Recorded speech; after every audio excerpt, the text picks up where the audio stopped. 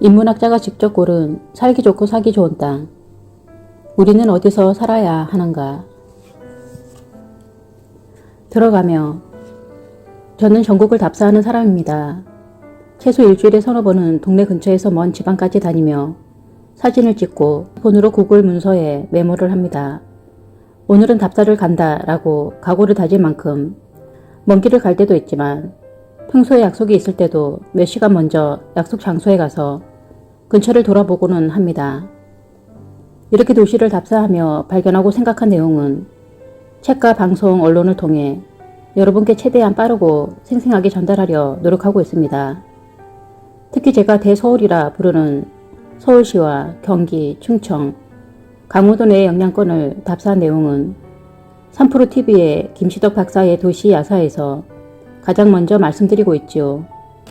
몇 년 전 전국을 답사하는 제게 어떤 건축가분이 이런 조언을 해주셨습니다. 어디가 살기 좋을까 라는 관점에서 지역을 관찰하면 어떻겠는가 하고 말이죠. 저는 여러 나라가 어떻게 관계를 맺고 또 전쟁을 해왔는지 연구하는 인문학자입니다. 그동안 한국과 여러 다른 나라를 답사할 때도 주로 이런 관점에서 각지를 살피고 기록했습니다. 그 지역이 실제로 살기에 좋을지 불편할지, 미래에 이 지역이 어떻게 바뀔지, 투자 가치가 있을지 등은 깊이 생각하지 않았습니다.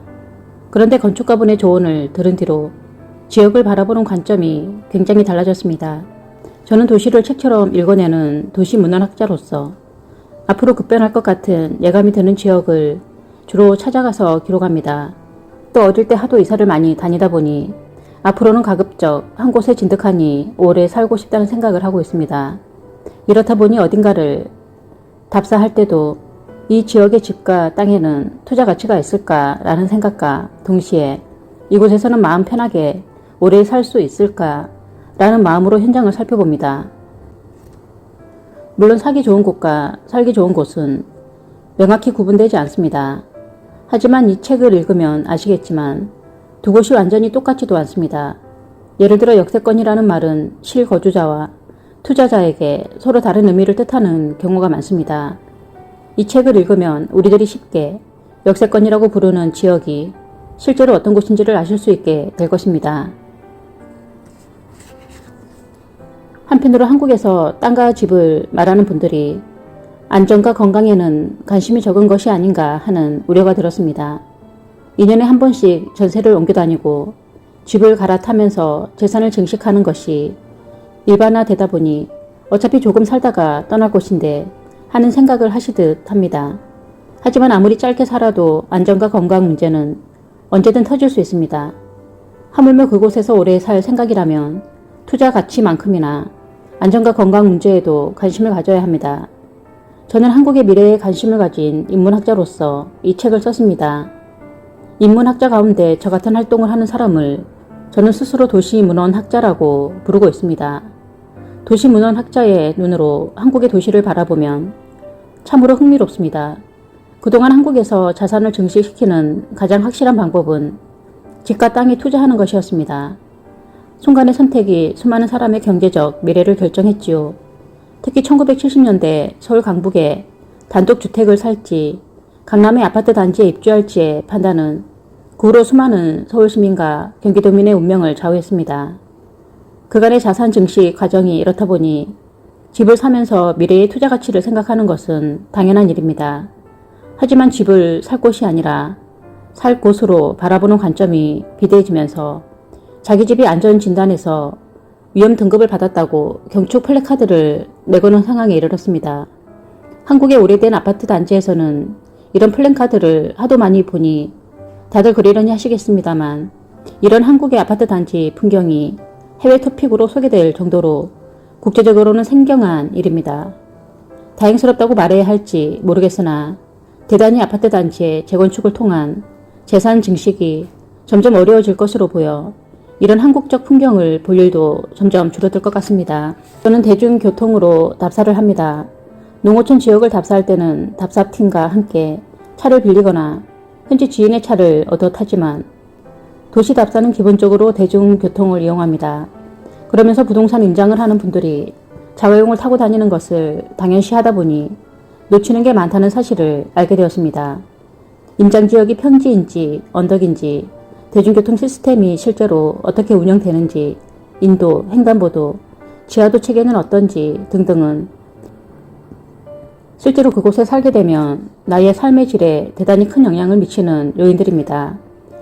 집을 투자 대상으로 구입하는 분들은 본인이 직접 그곳에 살지 않을 것이니 이런 문제가 별로 중요하게 와닿지 않은 것 같습니다.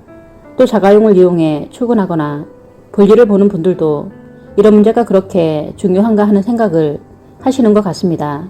하지만 실제로 그곳에 살게 될 경우 모든 가족 구성원이 자가용만 이용하는 것은 아니기 때문에 자가용을 이용하지 않은 미성년자나 노령의 가족 구성원들에게 앞서 말씀드린 요인들이 대단히 중요하게 다가옵니다. 저는 평소에 SNS에서 여러 가지 키워드를 이용해 시민들의 생생한 목소리를 수집하고 있습니다. 대도시 외곽에 조성된 신도시에 사는 것으로 보이는 분이 온라인에 남긴 이런 목소리가 저에게 깊이 와닿았습니다. 중학생 때 30에서 40분씩 버스를 기다려서 겨우 15분 정도 버스로 이동하고는 다시 20분 정도를 걸어서 집에 갔다. 나도 서울처럼 5에서 10분마다 오는 버스를 타고 싶다. 버스 운행 체계가 좋지 않으니 이용객이 적고 이용객이 적으니 버스가 더 드문드문 오는 악순환이 대도시 외곽 신도시에서는 흔하게 일어납니다. 이분의 부모님은 아마도 본인들이 자가용을 이용하기 때문에 경기도 신도시의 악명 높은 버스 운행 간격에 그렇게까지 큰 신경을 쓰지 않고 거처를 마련했을 터입니다. 하지만 자가용을 몰 수 없었던 이 중학생 자녀분은 부모님이 알 수 없는 힘든 학창 시절을 보냈던 것입니다. 대중교통으로 답사를 하는 저는 이와 같은 사례를 주변에서 무수하게 확인합니다. 기존의 도시 정책을 마련하거나 부동산을 인정하는 입장에서는 자가용을 이용하는 것이 너무나도 당연시되어 대중교통을 이용할 수밖에 없는 시민들도 많다는 사실이 무시되어 온 느낌을 받습니다. 어떤 부동산 관련 서적을 보아도 역세권이라는 말이 나옵니다. 하지만 여기에 근접해 있어서 부동산 가격이 오를 것이라는 데만 주목할 뿐 그곳에서 생활할 사람들에게 역세권이라는 게 정말로 무엇을 뜻하는지에 대해서는 무심하다고 생각한 것이 한두 번이 아닙니다. 부동산 업계에서는 역세권, 사통팔달의 요지, 최고의 입지, 전통의 명당 같은 미사여구를 너무 쉽게 씁니다. 이런 화려한 수식어들은 실제로 그곳에서 거주하고 장사할 사람들을 현혹합니다. 저는 정말로 대중교통을 이용해서 생활하고 답사하는 사람으로서 전국 곳곳을 걸어 다니며 확인한 도시와 땅의 실제 상황을 이 책에 담았습니다. 앞에 소개한 글에서 걸어다니는 사람이 적었다고 한 것으로 보아 이 글을 쓴 분이 살았던 곳은 아마 대단히 아파트 단지들이 블록별로 위치한 주거 지역이었을 것 같습니다. 신축 고층 아파트 단지가 아닌 집에 살고 싶은 욕망은 존재하지 않거나 열등한 것으로 간주된다는 느낌을 받습니다. 하지만 도시화가 고도화되면서 한국에서도 대단히 아파트 단지가 아닌 주거 형태에서 살고 싶어하는 사람들이 늘고 있습니다. 또한 아파트에 거주하는 시민이 전체 시민의 절반을 넘어서기는 했지만 아파트가 아닌 형태의 주택에 거주하는 시민도 전체 인구에서 무시할 수 없는 비중을 차지하고 있습니다. 그래서 이 책에서는 아파트가 아닌 다양한 주거 형태와 도시 공간에 대해서도 다룰 것입니다. 4장 삶과 집값을 붕괴하는 재난 위험. 집값 떨어질까봐 감춰둔 재난 요소. 공해뿐 아니라 부실 시공에 따른 안전 문제, 집안 침하와 산사태 등 여러 가지 재난 요소가 주거와 토지를 위협할 수 있습니다. 하지만 많은 경우는 이런 문제가 있어도 집값, 땅값 떨어질까봐 시시하는 분위기가 감지됩니다. 또는 아예 이런 것이 왜 문제가 되느냐 하는 반응을 접하기도 합니다. 그렇게까지 일일이 신경 쓰면서 살아야 하냐는 말씀을 진지하게 하는 분들도 많이 봅니다. 저는 워낙에 자연재해 및 그에 따라 발생하는 도시의 위험 요소를 심각하게 인식하는 일본에서 유학했다 보니 한국 시민들의 이러한 모습에 낯설게 느껴지기도 합니다. 특히 아파트 단지는 평생 살 집이라는 인식이 약해서 그런 것일지도 모르겠지만 2년짜리 전세를 살아도 내가 사는 사이에 심각한 재난이 발생해서 목숨이 위험해질 수도 있는데 좀 너무한다 싶은 느낌을 받을 때가 있습니다. 북한이라고 하는 최대의 재난 요소를 근처에 두고 70년을 지내왔으니 받아들이고 있는 건지도 모르겠습니다. 하지만 저는 서울시 서초구 반포에서 1994년 10월 21일에 성수대교 붕괴와 1995년 6월 29일에 삼풍백화점 붕괴 사고를 아주 가까이에서 접했습니다. 이 두 사건을 겪고 나서 북한의 위협이라는 안보 문제만큼이나 재해, 재난에 대해서도 민감하게 대응하는 태도를 몸에 익히게 되었습니다. 그러다가 일본에 가서 해저드 맵이라는 존재를 알게 되었습니다. 내가 사는 지역에서 일어날 수 있는 홍수, 토사, 붕괴 등의 위협 정보를 아주 구체적으로 파악할 수 있는 서비스입니다. 국토교통성 국토지리원에서 해저드 맵 포털이라는 사이트를 개설해서 각 지역의 재난 정보를 실시간 공개하고 있고 서점에서도 해저드 맵 관련 도서가 베스트셀러가 되었습니다. 제가 유학 때 살던 도쿄도 히노시의 예를 들면 해저드 맵 포털에서 지역을 설정해서 검색하면 히노시청에서 운영하는 재난정보 사이트로 접속됩니다. 한국 같으면 아파트 바로 옆이 절개지어서 창문 바로 옆에 웅벽이 보이면 숲세권이라고 광고할 것입니다. 또 관공서에서 여기를 산사태 위험지역이라고 지목하면 집값 떨어진다는 항의가 빗발치겠지요. 하지만 상황이 너무 심각하면 주민들도 더 이상 견디지 못하고 문제를 제기하기도 합니다.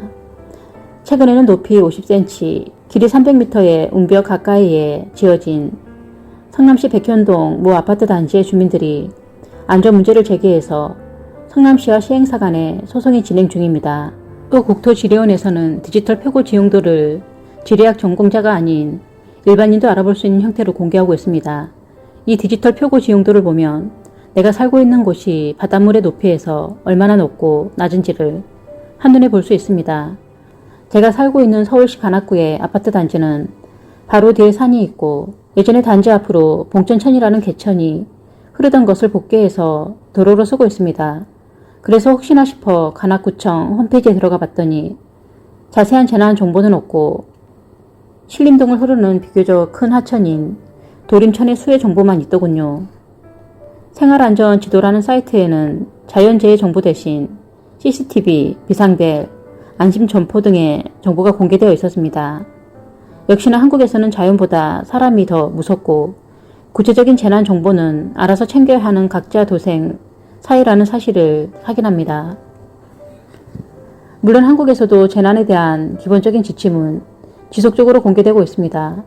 예를 들어 국립재난안전연구원에서 2021년에 작성한 시나리오로 본 우리나라 미래의 재난 전망을 보면 재난 연구자들은 한국에서 특히 발생 위험이 높은 재난으로 풍수해, 폭염, 감염병, 미세먼지, 정보통신, 화재, 산업재해 등을 꼽았습니다. 특히 최근에 가장 심각하게 다가오는 재난은 코로나19라는 감염병일 겁니다. 또 폭염도 많은 사람의 목숨을 위협하는 재난으로 대두되고 있습니다. 이 두 가지 재난에 대처하기 위해서는 공조, 즉 공기조화 기술이 중요합니다. 하지만 2020년 코로나19 유행 후 벌써 몇 년이 지났지만 아직 건물들의 공조 설비가 획기적으로 개선되었다는 체감은 하지 못합니다. 또한 공조와 폭염 방지에서 필수적인 것이 에어컨인데 아직도 많은 사람이 에어컨은 더울 때만 켜는 사치품이라고 인식하고 있습니다. 한여름에 에너지를 아낀다고 에어컨을 끄고 선풍기를 돌리고 있으니 에너지 취약 계층은 생명의 위협을 받고 전염병은 극성을 부립니다. 또다시 일본의 경우를 들어 죄송합니다만 몇 년 전부터 일본 정부에서는 에어컨이 사치품이 아니라 생활 필수품이라는 방침을 굳혀가고 있습니다. 지난 몇 년간 코로나19의 확산을 방지한다고 한여름에 공부방, 노인정 등을 폐쇄해버리는 바람에 취약계층은 생명의 위협을 받고 있습니다. 공무원들이 나중에 책임을 추궁하는 것을 피하려고 말썽이 날 소지가 있는 요소를 선제적으로 차단한 결과가 이것입니다. 코로나19가 유행할수록 정부는 공부방, 노인정의 냉난방 가동을 지원했어야 합니다. 우리가 집을 고를 때 생명과 집값을 지키기 위해 고려해야 하는 재난 요소는 많습니다. 앞서 소개한 국립재난안전연구원의 보고서에서는 여러 가지 재난을 모두 열거하고 있지만 어디서 살고 어디를 살 것인가의 관점에서 보면 재난의 긴급도가 조금 달라집니다. 예를 들어 풍수의 가운데 산사태는 특별히 생명과 집값에 미치는 영향이 큽니다. 이와 관련해서 연약 지방과 부실공사로 인한 건물 붕괴와 집안 침하도 실생활에 와닿는 재난입니다. 땅 이름에 숨겨진 위험과 가치. 땅 이름에 숨겨진 재난 위험. 집이나 땅을 고를 때 그곳에 재난 위험이 있는지를 판단할 수 있는 신호가 몇 가지 있습니다. 그 가운데 하나는 지명, 즉 땅 이름입니다. 예를 들어 2018년 8월 13일자 아주경제기사 부산진구청 공사민원에 속수무책 주민들 불안해서 못 살겠어요 에서는 부산 진구에서 120여 곳의 재건축 재개발이 동시에 진행되면서 집안 침하 현상이 확인되고 있다는 소식을 전했습니다. 이 지역에는 범내골이라는 지명이 있는데 범천이라는 개천이 흐르는 골짜기라는 뜻입니다. 이런 하천을 복귀했으니 근처에서 집안 침하가 일어날 가능성은 애초에 크다고 하겠습니다. 익명을 요구한 한 연구자는 이 기사를 통해 범내골뿐 아니라 강과 바다를 매립한 부산의 서면 범내골 구간과 범일동 부산역 구간도 집안 침하 위험이 있다고 주장합니다. 이 연구자는 왜 익명을 요구했을까요? 실명이 노출되면 괜히 우리 동네를 위험하다고 말해서 집값 떨어뜨린다는 비난을 받을 수 있기 때문이지요.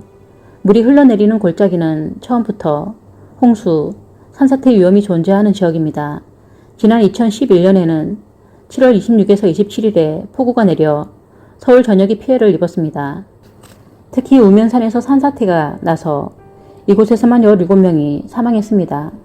우면산에서 흘러내려온 토사가 넓은 남부 순환로를 덮고 길 건너 아파트 단지까지 덮친 모습을 언론 보도에서 접한 분이 많을 터입니다.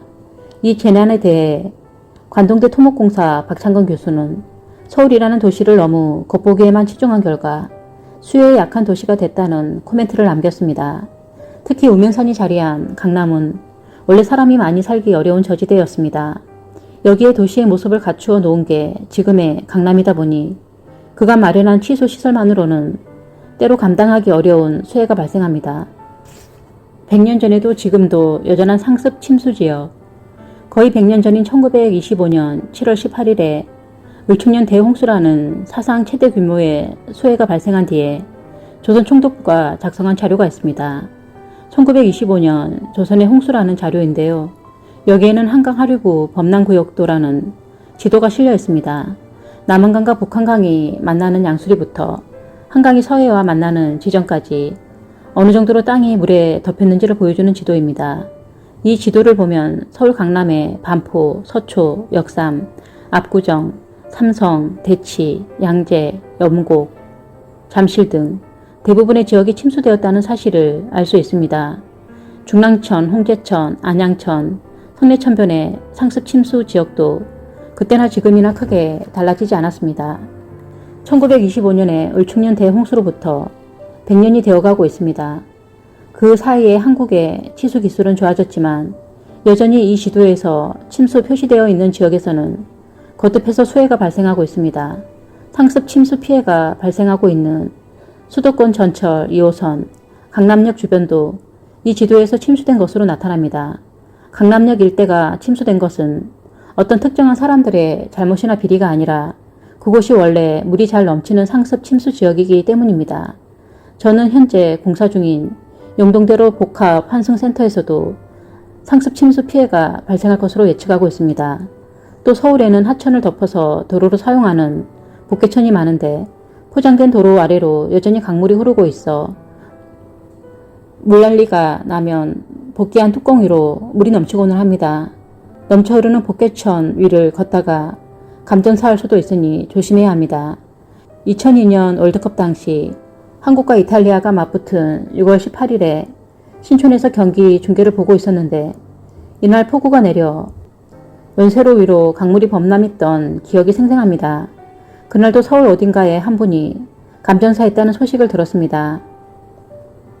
지난 2021년 7월 3일에는 도쿄 서쪽 시즈오카현 아타미시의 이즈산이라는 곳에 산사태가 나서 30명의 사상자가 발생했습니다. 이 산사태의 원인으로 골짜기에 산업 폐기물을 매립하고 덮어둔 흙이 홍수에 쓸려 내려왔다는 사실이 지적되었습니다. 아무리 해저드 맵을 만들어도 결국 일본도 사람 사는 동네인지라 이렇게 불법 행위로 인한 재난은 계속해서 발생하고 있는 것입니다. 아타미시 이즈산 산사태의 경우는 산업 폐기물이 불법 매립되었다는 특별한 요인이 작용하기는 했지만 결국은 계곡에서 급하게 내려오는 경사지에 주거지를 조성한 것이 근본적인 재난 원인이었습니다. 한국에서 어떤 분들은 아파트 바로 옆에 산이 있으면 공기가 맑고 새소리가 들린다며 좋아하시는데 부디 그러시지 않으면 좋겠습니다. 산사태 위험이 있습니다. 지명에 연못이 들어가면 사지 마라. 이렇듯 아무리 조심해도 자연재해가 끊임없이 발생하다 보니 일본인들은 땅과 집을 살 때 그곳의 지명을 잘 따집니다. 야후 재팬 부동산에 어떤 Q&A에 이런 질문이 있었습니다. 지명에 연못이 들어있는 토지에 신축된 건물을 사고 싶은데 괜찮을까요? 1960년대까지 이 일대는 논이었다고 합니다. 이 질문자가 채택한 답은 오랫동안 안심하며 살기 위해서는 예전에 논농사를 짓거나 지명에 연못이 들어있는 토지는 제일 취약하니 고르시지 않는 게 좋겠습니다. 라는 것이었습니다. 그런 토지는 당연히 값이 싸니까 위험을 감수하고 살 것인가 말 것인가를 선택하라는 거죠. 요즘에는 해저드 맵을 보면 파악할 수 있으니 몰랐다는 말은 통하지 않습니다. 재난이 발생하면 인재다라고 말하는 사람들도 있지만 애초에 위험한 토지를 싸게 샀다가 그런 일을 당한 것이니 그 지역의 원주민들이 보기에 자업자득입니다. 앞에 Q&A에서 연못이라는 글자가 들어있는 지명은 피하라는 조언이 있습니다. 연못, 개천, 호수 등의 글자가 있는 곳이 지금도 연못이면 상관없지만 현재 매립되어 택지가 조성된 상태라면 유사시의 집안 침하 위험이 있다는 것이지요. 반대로 높고 평평한 땅이라는 글자가 들어있는 지명은 집안이 안정되어 있을 가능성이 커서 주거지로 인기가 높습니다. 한국에서는 지명을 이용해서 재난 위험을 예측하고 부동산 가치를 확인하는 방법이 사용되지 않는 것 같습니다만 한번 시도해 보아도 좋겠지요. 해방촌과 수용소라는 지명의 의미. 한편 해방촌과 수용소라는 지명을 전국 답사에 활용할 수 있습니다.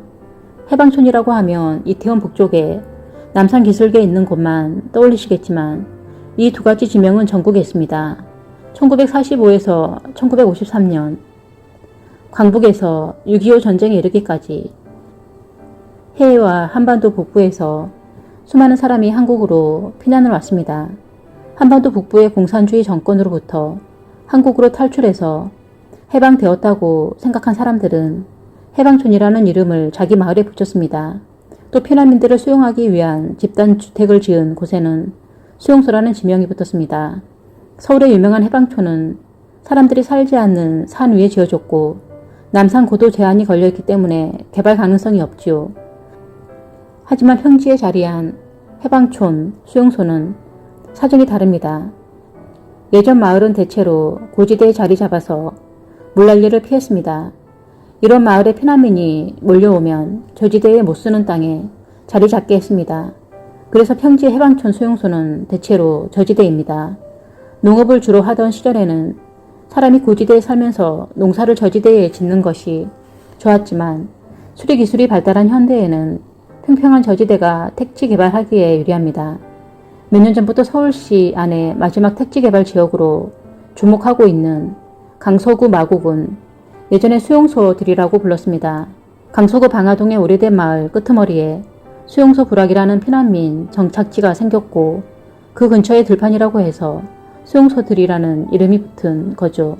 또 고양시 덕양구 신원동의 해방촌은 최근 고양 삼송 택지 개발 사업에 포함되어 고층 아파트 단지로 바뀌었습니다.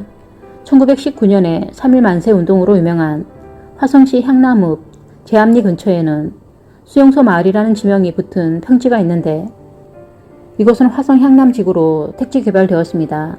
이 화성 향남지구는 대웅제약, 한국파마 등이 입주한 향남제약 일반 산업단지에 배후 주거지로 성장하고 있고 서해선 열차도 머지않아 개통될 예정입니다. 시간 날 때마다 지도 애플리케이션이나 국토정보 플랫폼에서 해방촌과 수용소를 찾아보면 뜻밖의 숨어있는 미래의 개발 예정지를 찾아내실지도 모르겠습니다.